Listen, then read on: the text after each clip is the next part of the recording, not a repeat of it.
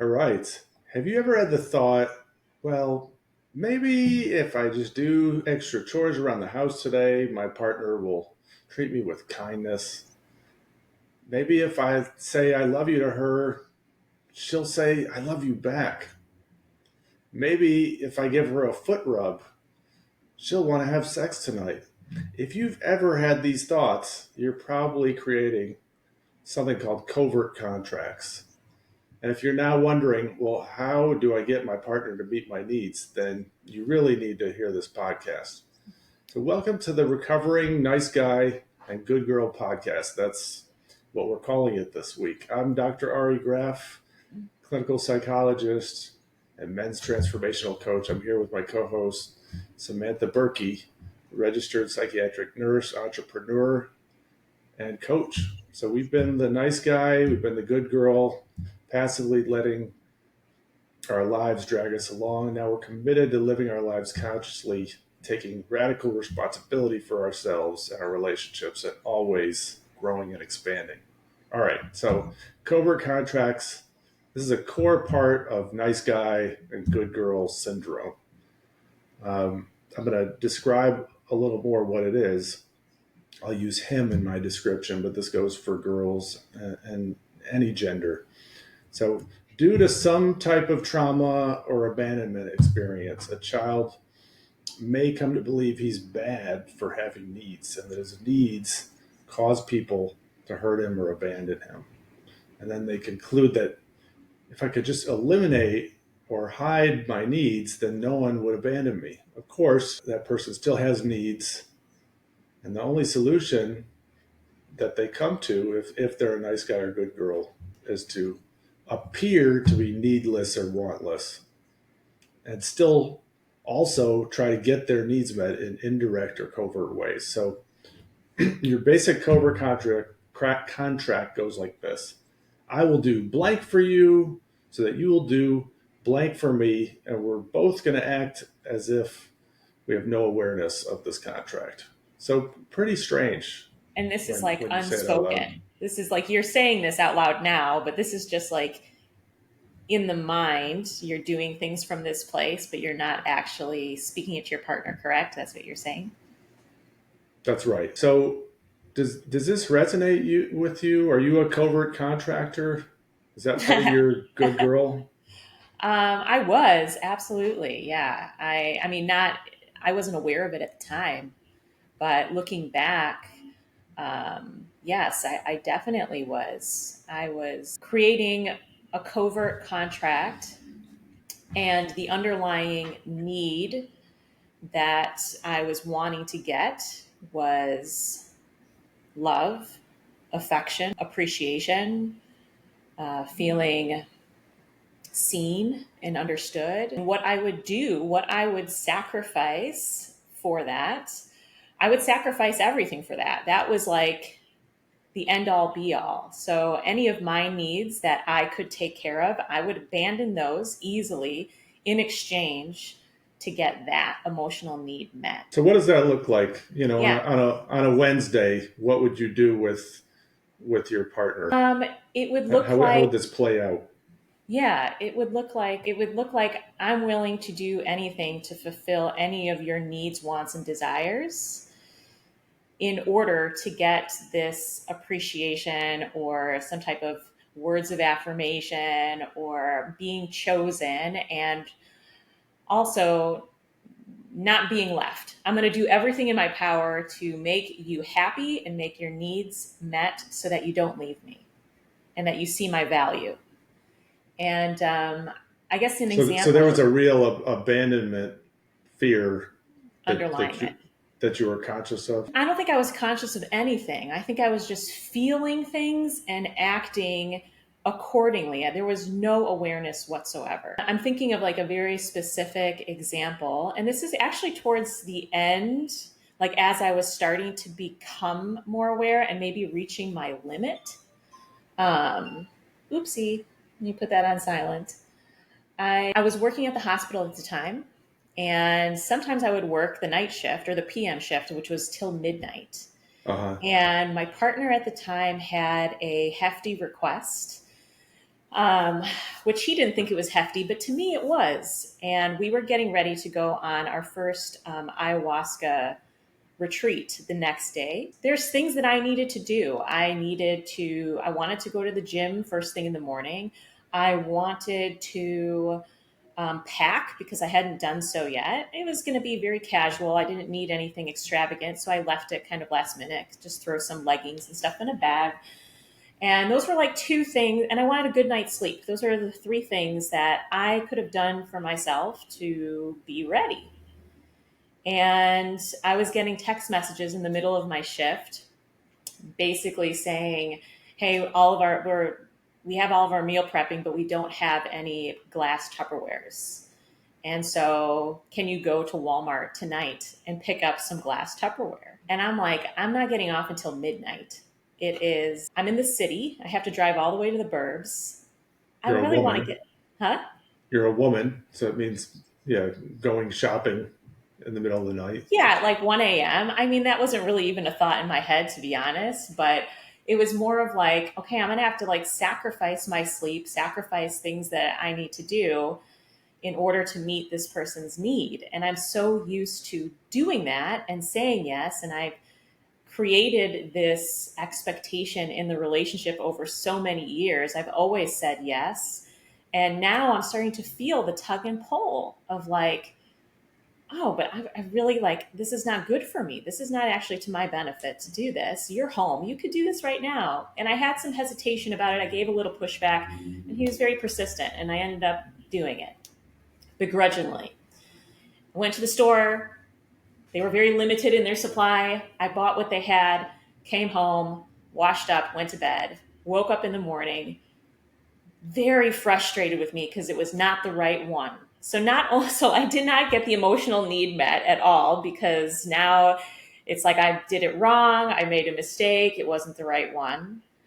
And I also didn't go to the gym because I was exhausted, so I slept in. And then I'm rushing to pack and get ready. Now he's yelling at me to rush, hurry, they're coming, they're on their way, let's go. And I'm feeling like The ayahuasca train is coming. Hurry. no, we were going in a group of people, and so they were coming to pick us up. And I had reached my capacity. It was like, okay, none of my physical needs were met by me. The things that I needed to do for myself to feel ready and prepared for this adventure we're going on that required me to, like, I wanted to step into this intentionally and feeling good, not like frazzled and like rushed, you know? Yeah. I wanted to feel prepared, and I didn't. And I chose to meet this person's needs in order to get some type of emotional need met that ended up not being met. So now I'm feeling doubly depleted. I'm not getting any type of love, appreciation, acceptance, and my physical needs are not being met by me. And so I've abandoned myself, and I felt abandoned by this person. And so this was like a really eye-opening experience for me. And when I say I reached my limit, I think it was the first time I yelled at him and I said, just fucking go, just leave. And I decided to just go on my own. And I took my time and did what I needed to do for me. So And you went separately, you mean? yeah, I drove there solo. That was like I had reached a point of like somewhat recognition of what was happening and what I needed. And yeah, I've just been wondering what did the ayahuasca tell you? What did it reveal after that experience? well, it wasn't specifically about that experience. I mean, we could go into that. I don't know. We might go a little off topic with that, but my intention for that experience was to be able to feel and recognize and express my emotions in real time because I was someone who really kept things compressed and concealed. And so that I feel like it started before I even had the medicine. Like that experience, getting ready, it's like the medicine was already working because I was like standing my ground for the first time and recognizing like, hey, I can't do this anymore. And I'm not putting the blame on that particular partner. Like I had zero boundaries, you know, and I had to experience something like that in order to get clear about like what are my needs and who's responsible for my needs. It's me. Like I need to be doing that. I need to be taking care of myself and meeting my own needs, not expecting it from someone else. But I'm gonna flip it back to you. What about you? Same question. Yeah, I mean, I think that I'm definitely guilty of being a covert contractor, especially when I was married. You know, there was so much that I was wanting and needing from my wife. You know, just she was always irritated with me. I felt like, you know, and I just wanted sort of that kindness, that respectfulness. Um, and you know, granted, there were some real reasons that she was frustrated with me. You know, because partners get frustrated with the nice guy or the good girl. You know, so I'm not putting it all on her, but I was just I desperately wanted just you know, the kindness, the love, um, and I you know, I would do extra things around the house. I would do more childcare. You know, I would you know give her chances to go out with her friends, which you know that's a legitimate thing for a spouse to want anyway. But you know, I was kind of bending over backwards, especially towards the end of the relationship. You know, I was just desperate to get her to love me again and kind of show she was still invested in the relationship. And I felt like I was willing to do anything for that. And then just you know, I felt sexually deprived too. So you know, it could be yeah, like giving her a foot rub. Can I give you a foot rub? Like that's sort of like a classic nice guy where the guy really would like sex. Not that I minded giving a foot rub, but it wasn't me being direct with that need. I think, you know, even with my son, I don't think I do this so much anymore, but I think in the past, you know, he wouldn't follow directions as much. You know, he was more likely to put up a fuss or a meltdown. And so like I'm conscious of using, you know, gifts or extra TV time or YouTube time to get him to do what I ask of him. Mm. So I think, you know, covert contracts can come out with any of our relationships and come out at work, with family members, but it's so often with our spouse or our romantic partner. Yeah, So that's a good point. I think I can totally see that happening in the workplace too, right? Where I think I excelled so much at work because I really like outdid myself. It's like, oh my God, see me, right? Like I'm gonna stay extra hours. I'm gonna pick up everybody's shift. I'm going to do all of these things. Look at what a good employee I am. Some type of recognition, right? I definitely was doing that and not really getting a raise or anything like that, but it was fulfilling some type of emotional need that I had. Or in friendships, I can see that too, where I don't know if you mentioned friendships. I know you said family. I yeah, definitely definitely friendships too. do. Yeah, any relationships. Yeah. Dating, I've definitely been guilty of this in dating too. So, you know, taking women out on an expensive date, you know, hoping that it'll lead to more dates or sex, or you know, it almost feels like kind of bribery in a way. Yeah. And so now that you're more consciously dating, what is the like how do you combat that? Like how do you overcome that for yourself? I can still fall into it at times, but I think you know, I take dating step by step now. I'm not going to take someone out to an expensive restaurant on the first date. It'll be something more low key, for example. Yeah. I can still Like the Emporium. our Sorry. first date. Yeah, I think that you know that's a good first date. It's Yeah, it was.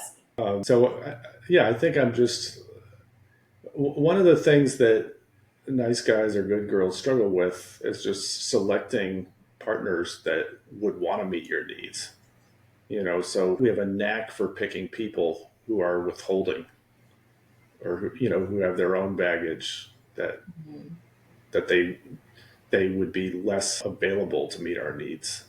Is that something you feel in retrospect you did? You picked kind of partners that would deprive you? Um, yes, I think that you will pick a partner with a reciprocal wound so that you guys will create hell for each other.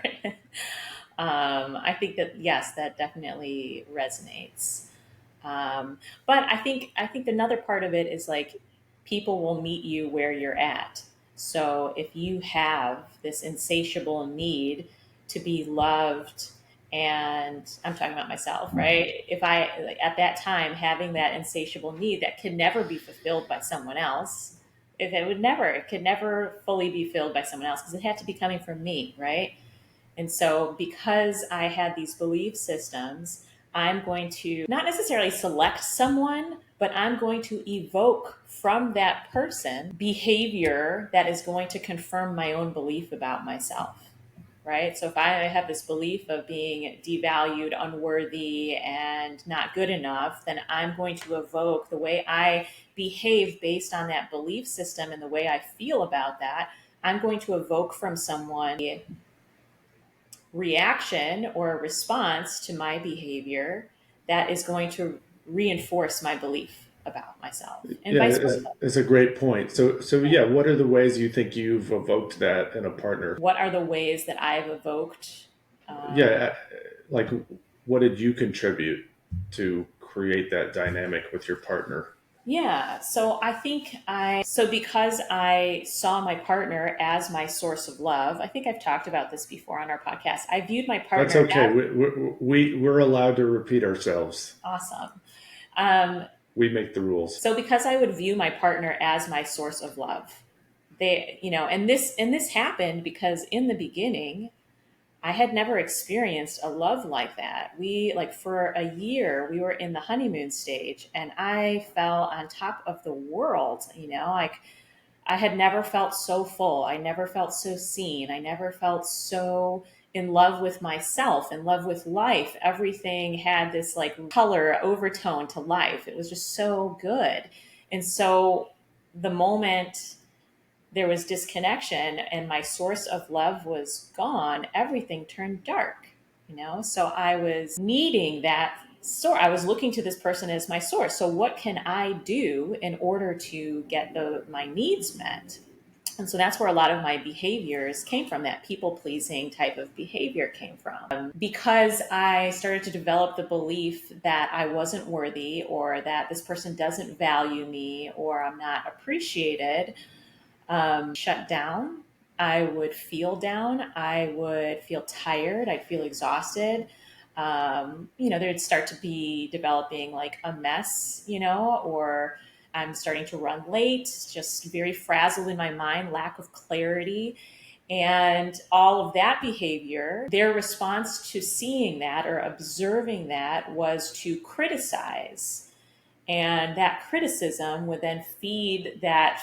There would be like this feedback loop, which would like make me further go down into the depths as separate from love.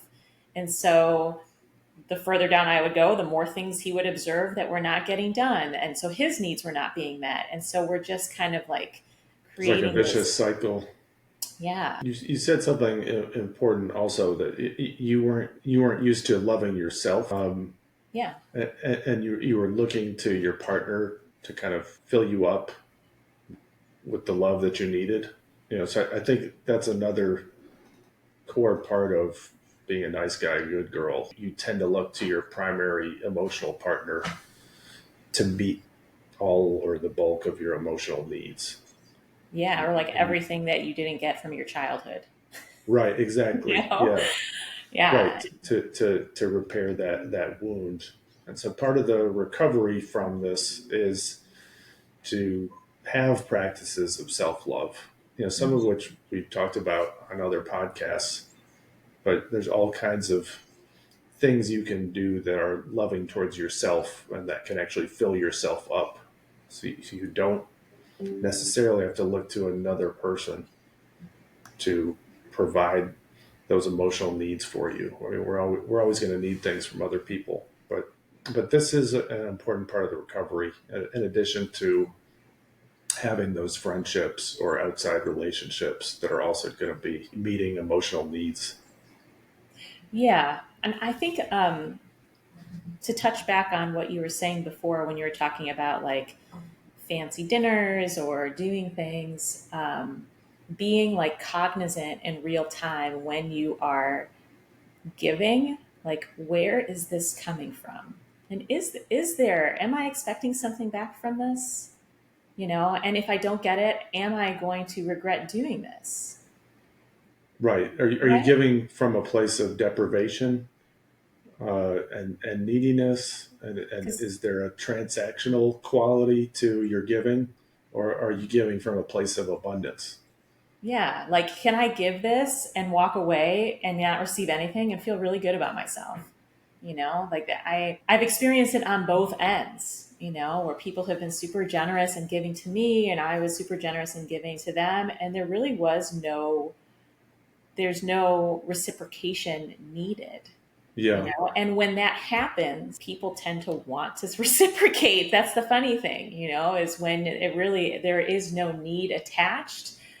People want to give back. They want to show, their gratitude, and maybe it will be later down the line, but One of people the remember things, that.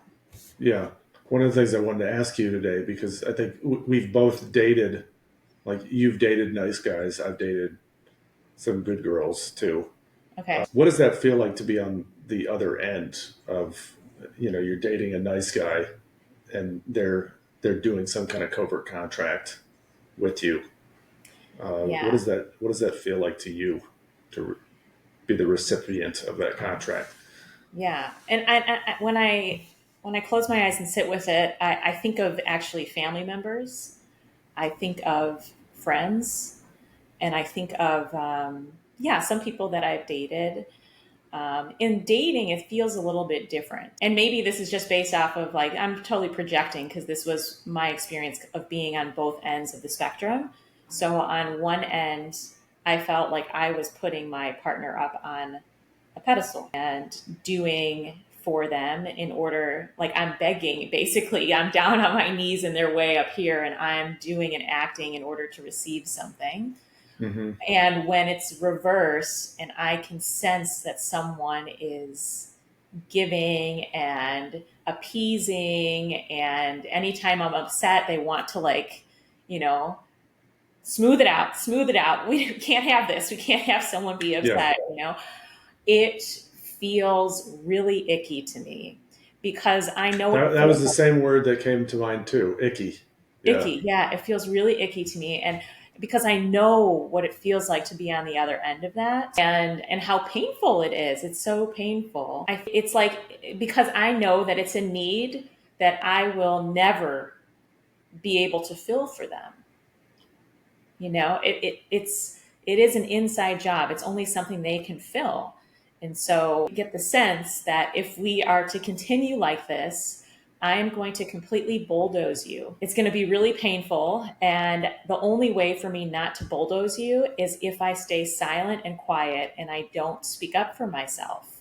And when I do speak up for myself, you're going to constantly be appeasing me. It's like you either need to step up and start building your own backbone and contend with me and speak up for yourself, or we need to part ways because I'm not going to stop speaking up for myself. I've learned this. I'm not stepping backwards now. it doesn't feel good to date a nice guy, good girl, who's going to appease you and placate you, and they're needing something and they just won't say it. It feels icky. Yeah, you have this sense that they're putting you on a pedestal in some way, um, that they're repressing things, and you have this sense that you could manipulate them or bulldoze them if you wanted, and that doesn't feel good actually.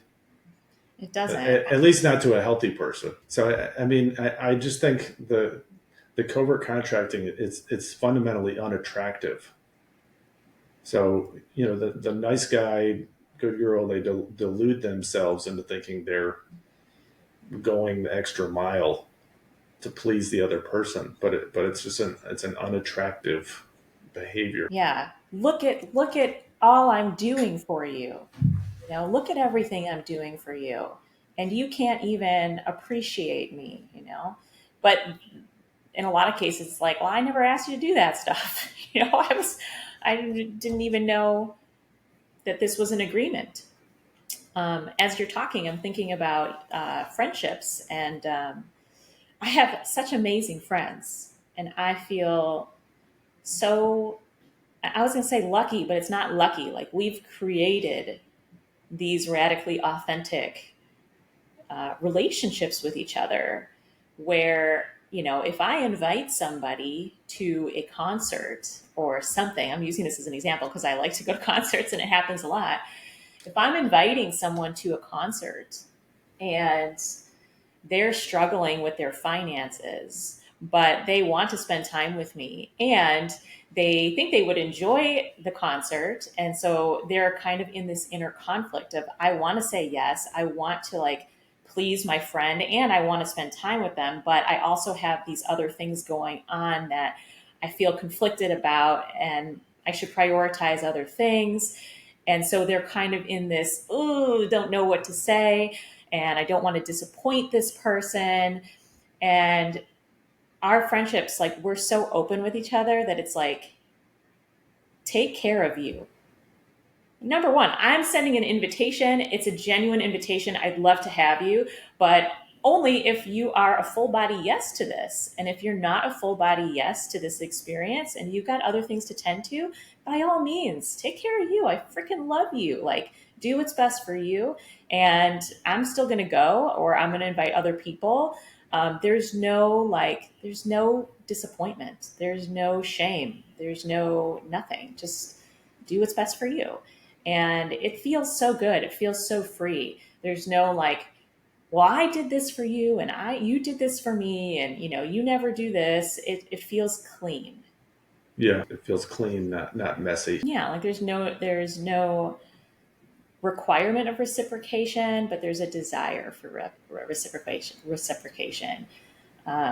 Need and desire feels very different. So, any other take homes that you want to give the listeners today about how to break through covert contracts, how to meet your needs in a healthy way? I think for me, in my experience, like the last 6 years of being single and being in the dating world, it really has been about getting really clear and understanding exactly what are my needs, and doing as much as I can to meet them for myself, to take care of myself instead of needing my partner to fulfill the unmet needs of my parents from when I was a child. How can I parent myself, and how can I really like take care of myself in the best way possible, to where I don't necessarily need something from somebody, but I have desires. I have desires, and I don't really want somebody to need something from me either. I want to be able to provide to them from a place of genuine love. And yeah, just coming from a really genuine place that is not like, I'm going to be doing this in order to receive something in return. I love how you said that. I mean, this is a core part of recovery from being a nice guy or good girl, is adopting the attitude that I am responsible for meeting my needs. Now, I might meet those needs through my relationships, but ultimately, I'm responsible, not my partner. And I'm going to meet my needs in different ways. I have a variety of needs. Needs are normal, but I'm going to meet my needs through my own practices, through my friendships, my family, and my partner. And that other people. The last thing I'll say is just, you know, put yourself around people who want to meet your needs. That's another way to break through being the nice guy or good girl. There are people out there who really do want to meet your needs and wants, and will take joy in it and won't feel drained by it. So you have to pick those people. Those are the people that you want in your life. So thanks everybody for joining us today. I really enjoyed this discussion. Interruption. Sorry, Oh, interrupting cow. no. Moo, moo, moo, interrupting cow. You just made me think of something. When you're talking about meeting other people's needs and surrounding yourself with people who want to meet your needs, when you are around people who do not want to meet your needs or aren't, sometimes it's hard to leave something because it's comfortable and known. And it's important to know, and I'm saying this from experience, that it's not like you're going to meet other people. You can meet other people that want to meet your needs, and then I'll feel comfortable leaving these people behind. Sometimes you have to go through that discomfort of like knowing that this is not good for me, leaving that behind, and then knowing that the people will come. The people will come. It's not, okay, well, once I see these people in my experience, then I'll feel comfortable leaving this. No, when you leave this, the people will come. The people who That's want to right. support. Yeah, and nice guys, good girls want a problem free, um, conflict free life. Something that's messy. And that's actually one of the typical covert contracts. Is you know, if I'm just nice, if I do everything right, then I'll have a smooth, problem free life, and that's impossible. So sometimes you got to do the messy thing. You've got to approach conflict, um, and you've got to experience loss in order to get your needs met in the end. So Mm. thank you, Moo, the interrupting cow. All right, if you're enjoying these podcasts, let us know. Thanks for being a part of the show, and uh, we'll see you next time. Ciao.